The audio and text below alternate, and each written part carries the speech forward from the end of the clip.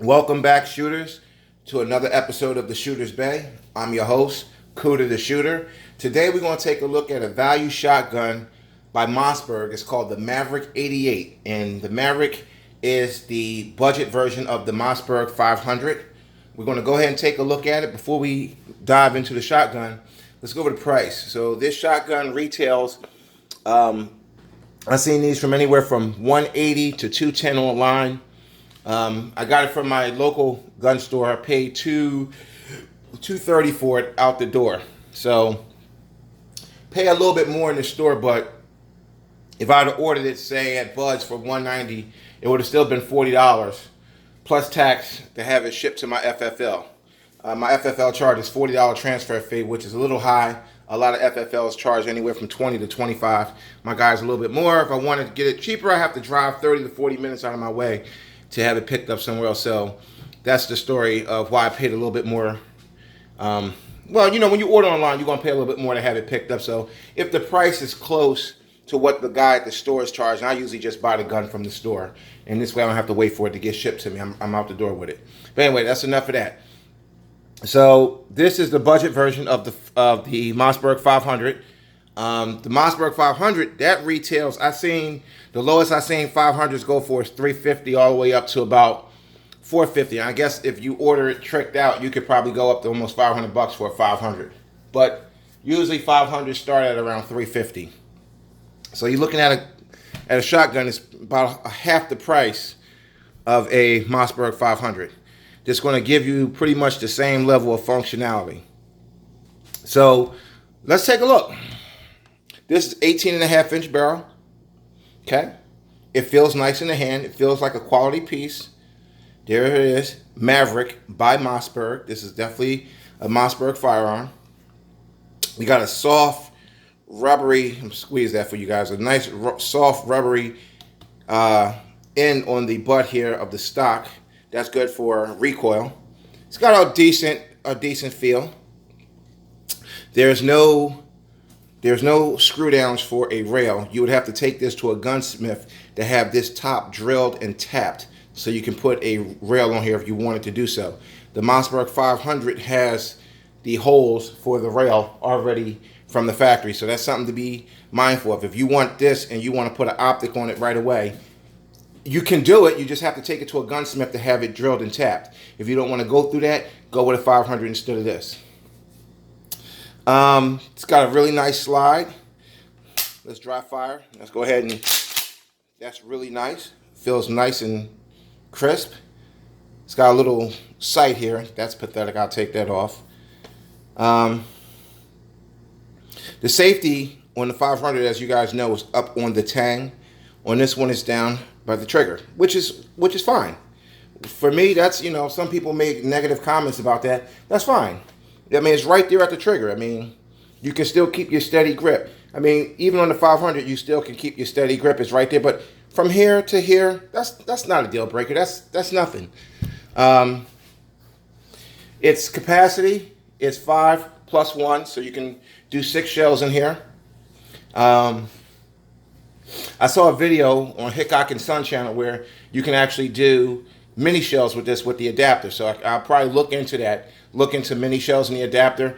I'll probably look into the mini shells for shooting at the range where I can just get more shots without, you know, continually reloading. So we'll look at that later in another video. If it's available for this gun, we'll go ahead and get the adapter and some mini shells, and I'll show you guys what that's all about too.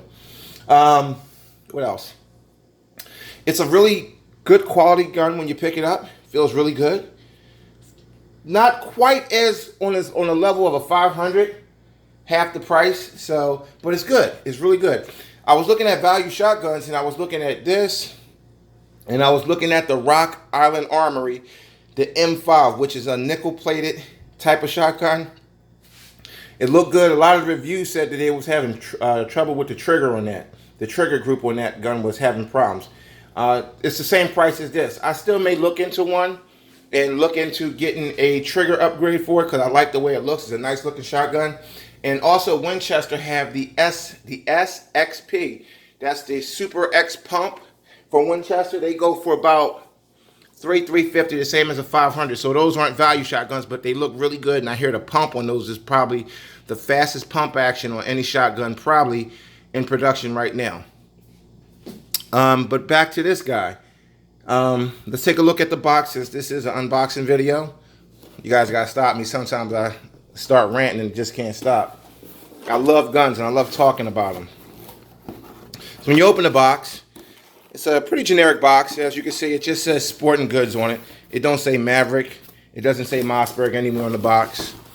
Your barrel, the gun comes broken down. You're gonna have your barrel in here. Here's your owner's manual and your lock, your trigger lock. Again, like I said in other videos, I don't use these. But what I do is I keep the box. I probably won't keep this box because it's just really generic. I'll keep this. So if I go ahead and decide to sell this shotgun, I can go ahead and sell it and, you know, give the person who's buying it their money's worth. They'll get the shotgun with the original accessories, because there's something to be said about buying something used and you get lucky enough to get it with all the original accessories. To me, that just increases the value, because if I see somebody take care of something that well, I'm more inclined to buy it from them, because I figure, hey, look, if they kept the box and the accessories for all this time, they must really care about their stuff. And also, I think it just keeps the value up with anything you go to sell. So, a shotgun versus a handgun for home defense. We might as well just roll into the next video right here. I was going to do another video on shotguns for home defense versus handguns, but we're only 6 minutes into this one, so let's go ahead and roll right in. A pistol is great for home defense. It's smaller. Some pistols are big, but even the biggest pistol is smaller than a shotgun. They're smaller. They're easier to handle. They have higher capacity. They come in more calibers. They're easy to stow in a nightstand, on top of a nightstand. They're easy to tuck. So they have advantages. They have capacity. They have the capacity advantage, and they have the size advantage. What the shotgun advantage is, it doesn't need the capacity because it shoots a much more devastating load, especially if you run slug or double aught in this thing. I'll be honest with you guys. Nothing says fuck you quite like the blast of a 12-gauge shotgun to somebody trying to break in your house. A shotgun just have that fuck you effect that a handgun don't. Especially when you're up close and personal. This is it. That's all I can say. This here is a 20 gauge. So this is a 12 gauge. I'm sorry, guys. This is a 12 gauge. If you're looking for a shotgun for the whole family, I would look into a 20 gauge youth model shotgun. That's something that the whole family can use. I would actually incorporate a 20 gauge into my home defense plan, which I'm going to, and we're going to take a look at one. I'm going to go ahead and see about ordering a 20 gauge online. My local guy, he doesn't have any. So I'm going to incorporate a 20 gauge youth model into my home protection plan, and I'll keep it stored, and I'll show you guys the videos as it comes along, because I'm going to get one of those fancy wall lockup units they have for shotguns that you can just keep around the house. Really nice, really cool, with a 20 gauge youth model pump action shotgun for the family when I'm not home. Because this is a 12 and it's got a lot of kick, and for your kids or your wife to really be able to be effective with one of these, it would take some serious training and time for them to be able to hold this right and effectively discharge the round and hit the target they intend to hit. You know, 12 gauge got a lot of kick depending on what load you put in here. Bird shot, probably not as bad as double aught or slug, but still, it's going to have a nice little kick to it. So, why would you need a shotgun for your home defense plan? Simple. If you have a choke point in your house, that's a place where your family hold up. If it's multiple attackers in the house, it's probably a better idea to draw them to you than you go to them. So you develop a plan in your home with a choke point, where it's that's the Alamo, the last stand, probably a room to the rear of the home, where you have a shotgun there. That shotgun will be there. Some people say they keep a shotgun at their bedside. That's fine. I say keep a pistol at your bedside and use the pistol to effectively get you to the shotgun. So have a shotgun in your choke point and use that as your last stand. and make sure it's a one-way in type of situation. If it's in the rear of the home, make sure the baddies can't come up through the rear and get to you that way. Make sure that that choke point is a narrow sort of death alley type of draw, where once they get into that death alley, you got this shotgun, that's it, lights out. They're not getting the hell out of that alley. You do what you need to do and don't let them get out. So that's why I would say a shotgun is good for Custer's last stand. But if you're moving around, this might not be a good idea. A really nice 9mm and up handgun, 9, 40, 45, just anything greater, nothing less. Nothing less than 9 for home defense. No 380s, no 22s, none of that. Don't get me wrong. If that's what you got, thank God you got something. You'll always hear me say that. I don't discriminate against those calibers, but I'm saying for home defense, 9mm and up, or shotgun. Or for me, both. You can never have too many guns. Yeah. Definitely incorporate a shotgun into your home defense plan. If you got kids and a wife, not to say that a woman can't handle a 20 gauge or some kids. I mean a 12 gauge, I'm sorry guys. Not to say that a woman or some kids can't handle a 12 gauge. I'm just saying a 20 gauge is easier to teach other people to use. And once they effectively master the 20 gauge, then they can step up to the 12 gauge. Okay? It's all, to me, the difference between the two is strength, recoil, the strength that it takes. Also, your 20 gauges are smaller, and just think about it. If your wife is in the house by herself and she's got the kids and you got younger kids, I don't have like really small kids, but if you're in a situation where you got small kids at home and say you work at night or say you're a trucker and you're not home and you're not going to be home, and even if you get that call, you still won't be able to get there in no way near time to stop anything. Your wife has to, maneuver the children behind her and possibly fire this gun with one hand. A woman, a petite woman, now you got a really big woman, maybe, but a petite average sized woman firing a 12 gauge shotgun with one hand, that's not going to work. With one arm in hand, that's not going to work. Unless she's really proficient at it and you taught her and she's trained on it for some time. So the average, even a guy, even the average man is not going to be able to fire this thing with one hand, trying to, hold his kids back. So again, think about what your home defense plan is. If you got small kids in the house, I recommend a 20 gauge shotgun and incorporate that into your home defense plan, as well as the 12 gauge, as well as the handguns, as well as knowledge of your choke point plan, your home invasion plan. Practice your home invasion plan. I do. Also, along with the guns, don't get me wrong, guys. Guns, that is a big part of your home defense plan, but that's not the whole home defense plan. Your home defense start with a good home offense. What do I mean by that? A good security system in your home. Don't cheap out and don't get all the sensors that you need. Get all the sensors that you need. Get cameras. Get everything to stop them, to make your home less inviting to begin with. Try to restrict the use of glass on doors as much as possible. Now, don't get me wrong. If you got a nice patio, you might want some sliding glass doors. I'm not saying don't do that, but I'm just saying be mindful of how much glass you have on the exterior of your home leading to the interior of your home. Now, that brings me back to something else. I'm going to show you real quick, so I'm going to move the camera. Okay, so we're actually filming in my dining room. I'm going to show you something real quick. Here, can you see that? That is a ADT glass break sensor that's in my dining room. I have one in my dining room and one in my basement. Okay? I have one in my living room. This is my home network setup. This is my ADT camera setup. This little box controls all my cameras. Okay? So this monitors all the cameras. Okay, this is part of the home security system that I have. Well, we might as well just walk around a little bit more. So this is my fish tank. Yeah. Okay, so we're going to take a look at the, this is I got a motion detector right there. Now, ideally, this is the spot where you want your motion detector, because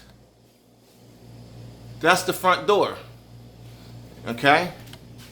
You see, we got the smart security lock on the door. Okay? That's Wi-Fi enabled, tied into the security system. So now, you got the control panel, motion detector, that's the siren. Okay? The system does have cellular backup, so if the hard line is cut, it can still send out the signal.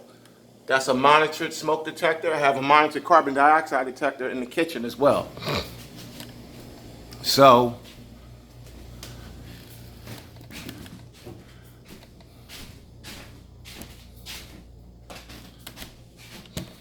we took a little brief tour of just the security system.